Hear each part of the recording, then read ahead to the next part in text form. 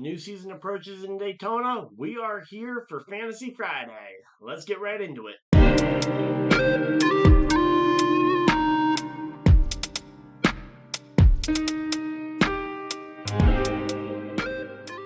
Alright, so if any of you guys are new this season, or also we just didn't get to, wasn't able to keep the series going last season, but yeah, all season we will be doing Fantasy Friday every Friday before the NASCAR Cup Series races. So if you guys play the NASCAR fantasy game or are interested in getting into the NASCAR fantasy game, this will be a great series to keep you guys updated on what the betting odds look like, along with some of my own personal takes on who you guys should be looking into, maybe who you guys should avoid on some of these tracks. So I will have a link to compete in our Fantasy Friday League as well. We got about 20 people in there already, and yeah, we'll be highlighting the winners and the top results each and every week as well on this series. So hopefully it'll be a lot of fun. And yeah, let's get right into it. I'm gonna go ahead and throw up over here. We've got our top 10. We got the top 10 based on the Vegas betting odds. Denny Hamlin and Kyle Busch coming in as co-favorites for the Daytona 500. Honestly, not upset about those two. Ryan Blaney and Chase Elliott right behind them at 11 at plus 1100 on the odds. Certainly, some good contenders there. Joey Logano, a former Daytona 500 winner and always a factor, it feels like, on these plate tracks. Brad Keselowski still looking for his first Daytona 500, similar to Kyle Busch, but always a contender. And those Roush cars, absolutely no bias, but those Roush cars are very fast at the super speedways. And then we got Kyle Larson coming in at the 7th position here at plus 1400. Larson, he's pretty much always going to be a pretty good bet just because on the betting odds because of the fact that it's Kyle Larson and he's in one of the best cars. Yeah, William Byron, similarly, those Hendrick cars are always fast. And Byron, the former last year's Daytona 500 winner, shocking surprise he would be in the top 10. Christopher Bell, especially after Wednesday's qualifying run, absolutely no surprise to see the 20 of Christopher Bell getting in. And then Austin Cindric rounding out your top 10 here at plus 2,000. He's your outside front row starter.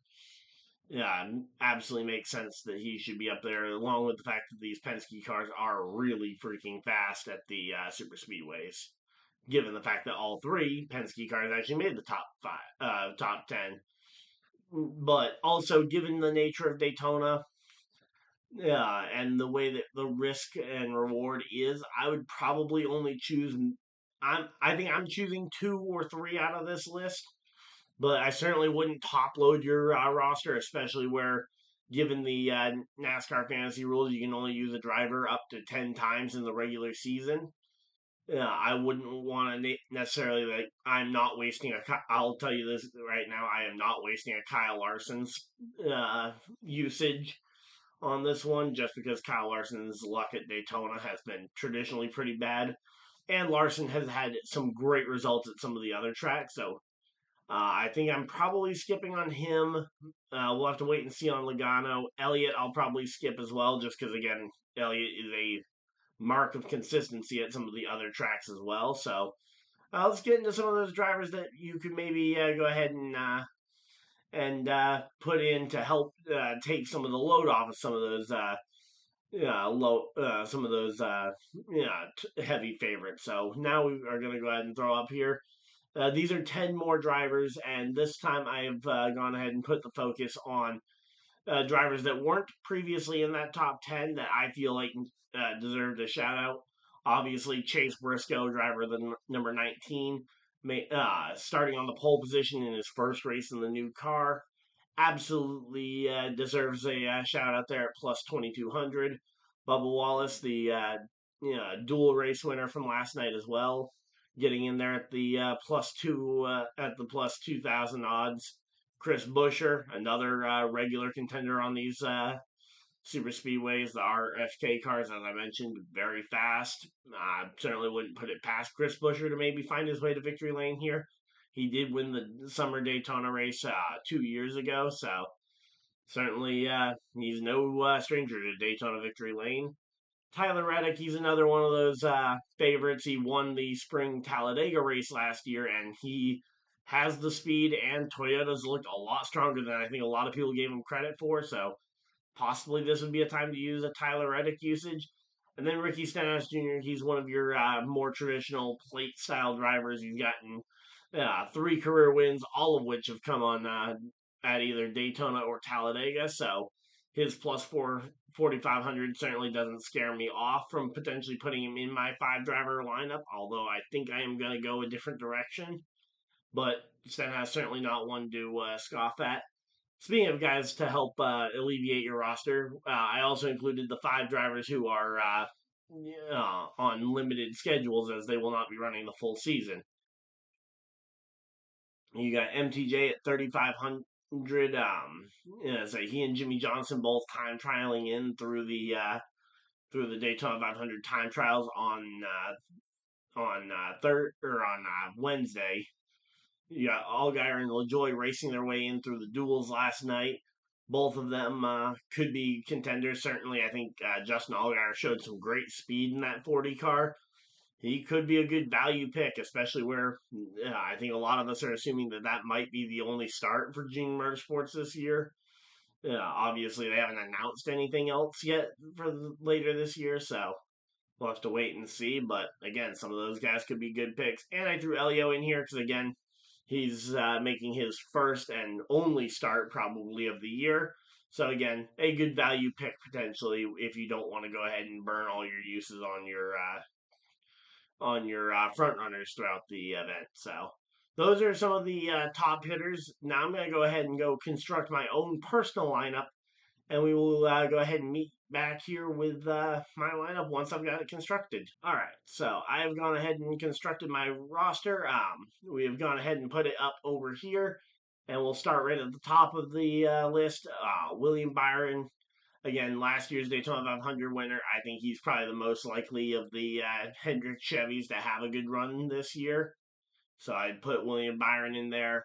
Couple of personal picks, Buescher, McDowell, and Kyle Busch. I like all 3 of them, and all 3 of them are actually pretty decent drivers at Daytona. McDowell might be the one long shot, but again, I'm a very big McDowell fan, so again, probably some bias going in there, but again, he's a former Daytona 500 winner. Certainly would not rule him out, especially going to Spire Motorsports where he's got his Daytona 500 winning, or not Daytona 500 winning crew chief, but his crew chief from last year that helped put together one of his best seasons of all time. And then Chris Buescher, again, just another driver I expect some pretty big things out of going into this one. Denny Hamlin, he's won 3 Daytona 500s. It's hard to argue against his track record. Again, the Toyota's also looking fast. I could certainly get, absolutely blown up by the fact that the Toyotas aren't. I don't have a whole lot of Toyotas in my lineup.